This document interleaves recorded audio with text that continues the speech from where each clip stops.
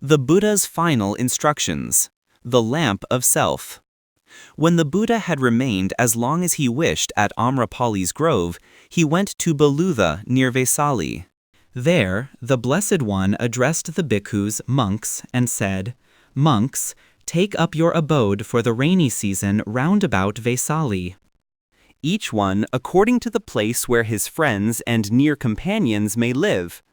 I shall enter upon the rainy season here at Beluva." When the Buddha had entered upon the rainy season, there fell on him a dire sickness, and sharp pains came on him, even to death. But the Blessed One, mindful and self-possessed, bore his ailments without complaint. Then this thought occurred to the Buddha. It would not be right for me to pass away from life without addressing the disciples and without taking leave of the order. Let me now, by a strong effort of the will, subdue the sickness and keep my hold on life until my time has come.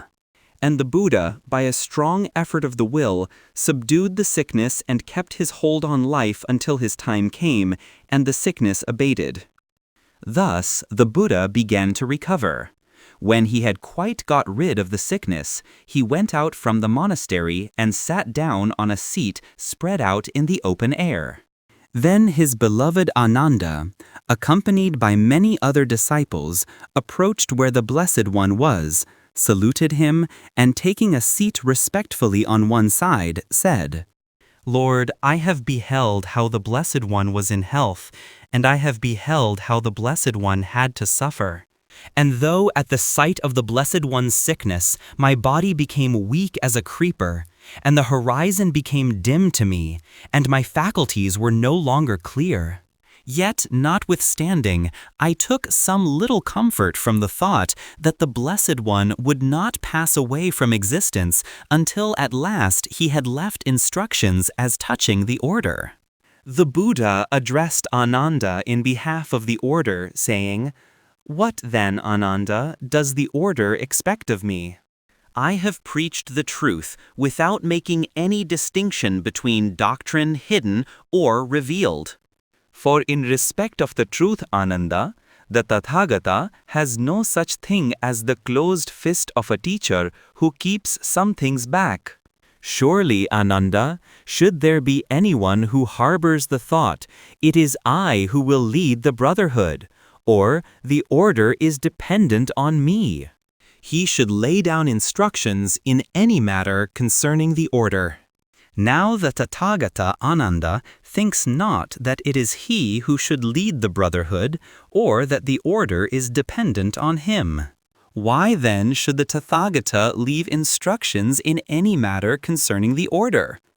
He continued, "I am now grown old, Ānanda, and full of years. My journey is drawing to its close. I have reached the sum of my days. I am turning 80 years of age. Just as a worn-out cart cannot be made to move along without much difficulty, so the body of the Tathāgata can only be kept going with much additional care.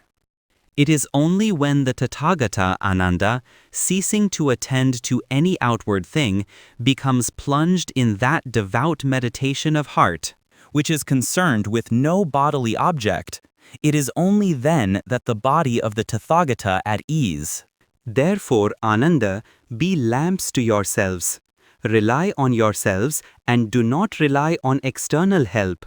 Hold fast to the truth as a lamp. Seek salvation alone in the truth. Look not for assistance to anyone besides yourselves."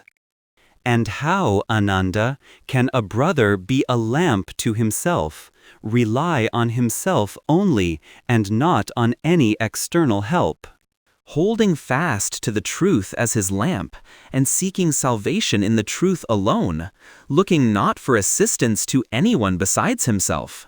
Herein, Ānanda, let a brother dwell in the body, so regarding the body that he, being strenuous, thoughtful, and mindful, may, while in the world, overcome the grief which arises from the body's cravings.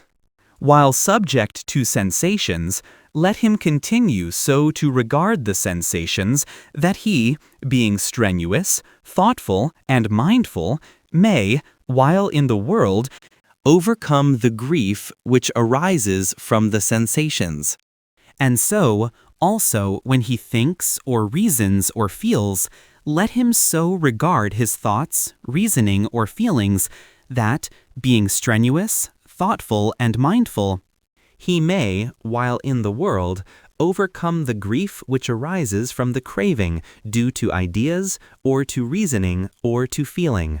Those who either now or after I am dead shall be lamps to themselves, relying on themselves only and not relying on any external help, but holding fast to the truth as their lamp, and seeking their salvation in the truth alone, and shall not look for assistance to anyone besides themselves. It is they, Ānanda, among my bhikkhus, who shall reach the very topmost height, but they must be anxious to learn. In life, when in doubt, listen to your heart and your gut feeling. You must be the rock standing in the ocean. If you have no one to rely on, be your own rock, be your own savior. This self-dependence is the essence of the Buddha's enlightenment. He relied on himself, his thoughts, and his understanding of life. This is the final, profound message the Buddha left for us. To find enlightenment, look inward and inward only. You can know this secret intellectually, but you must truly understand it with all of your being, with every atom combined in your body to truly become enlightened.